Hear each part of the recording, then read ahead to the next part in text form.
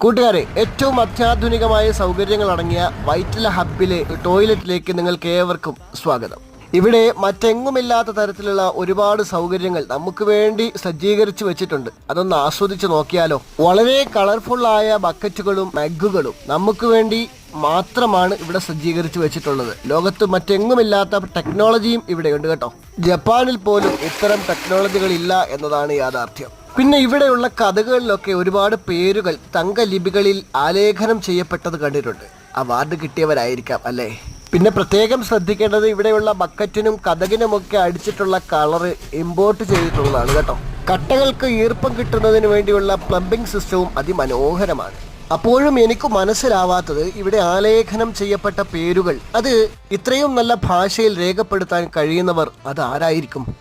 അതെ, ഈ സൗകര്യങ്ങളൊക്കെ നമുക്ക് ആസ്വദിക്കണമെങ്കിൽ ചെറിയൊരു സംഭാവന വൈറ്റ്ല ഹബ്ബിൽ കൊടുക്കണം കേട്ടോ.